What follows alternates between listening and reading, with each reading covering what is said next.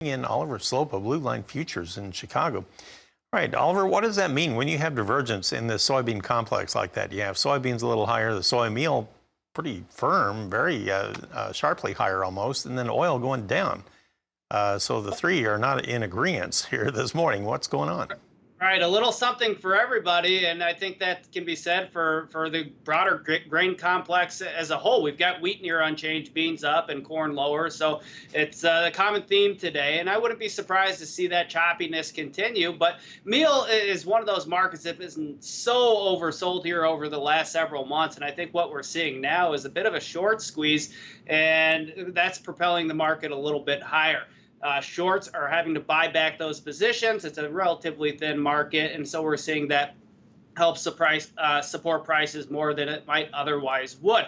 Now, looking at the soybeans, the futures, we're still pretty upbeat. We're right around that psychologically significant 1250 level, and that might be meaningful to some people, but the more significant resistance really comes in above that near 1260 to 1265, which is the top end of the trading range from the end of October, and we're kind of working with clients to position on the short side against that technical resistance, especially for those who need to protect their crop a little bit and hedge. If we get out above 1260, there's probably room to run, but right now, with the way the fundamentals stand here in the U.S. and looking at conditions down in South America, I don't see a big reason for this market to shoot higher here in the very near term. Now, later on this morning, Oliver, we do get the NOPA soybean crush numbers that'll be out. They come out every month, generally on the 15th, if it's not on a weekend.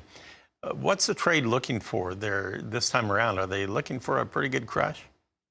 Yeah, I think that the market has probably been pricing in a lot of those projections. Obviously, we're going to find out here relatively soon, and we'll see how the market reacts. But I think the market will probably move past that crush report fairly quickly, as it usually does, and we'll continue to focus on South America and what's going on there, as well as the demand picture. We obviously saw some flash sales this morning, which is really good for the soybean market to help kind of prop up prices a little bit, but we need to see those numbers be a little bit more consistent, and certainly a little bit bigger would help the bull's case. In the wheat in Chicago, we go to December, and right now on the big board, we're mixed, narrowly mixed at that. December just, well, and now it went unchanged at 817, so now we're flat. March is also unchanged at 828 and a half. Well, let's go to Kansas City wheat. Here we're lower. December down 5 1/4 at 827 3/4. Minneapolis spring wheat trade so far today has December down 15 3/4. Ouch, all kinds of pressure there. 1034 1/4.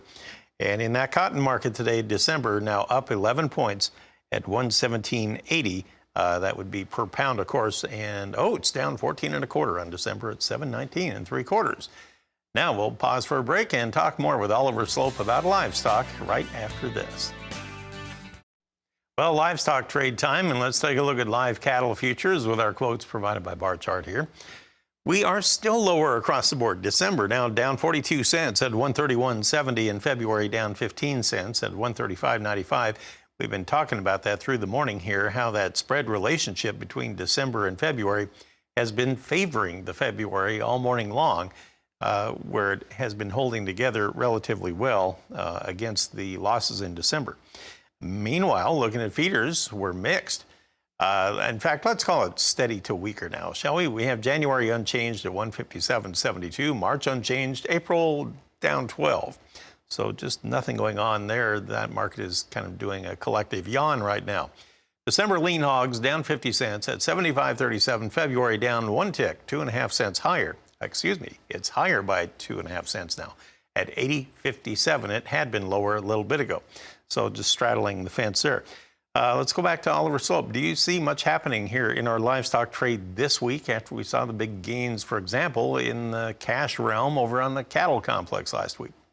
Well, I wouldn't be surprised to see it be pretty quiet. Live cattle, although the fundamentals have firmed up, I think a lot of that was probably baked into the cake. We saw December live cattle mostly sideways for the week. I think it was plus or minus 35 cents on the week, but we still remain pretty upbeat and think that we could continue to see this market work a little bit higher, especially in those deferred contracts, as you had mentioned, holding a little bit more firm than that front month December contract. Now, as far as the feeders go, we're pretty upbeat there as well. We were down about $2 for the week last week, but all in all, we thought that that was relatively constructive considering the price action that we saw in the grain market. We saw the big rally in the grains. Typically, that's a little bit more of a headwind for the feeder cattle complex, and only closing down about $2 last week is a little bit of a silver lining. So if grains catch their breath and pull back a little bit, I wouldn't be surprised to see that put a little bit of a tailwind in the feeder cattle market and potentially get that January contract back above 160, 161, which is the top end of the recent range. If we can get out above there, I think this market has some room to continue to work north into the end of the year. Well, we had that big dip in that market a couple of weeks ago, and then it rallied out of there, and then it just ran out of gas the way it appeared, when a lot of folks maybe thought it was going to take off and run and just didn't have the enthusiasm to it. So, Oliver, thank you so much for joining us here on a Monday morning. Always good to visit with you. Oliver Sloup of Blue Line Futures in Chicago. Janet, back to you.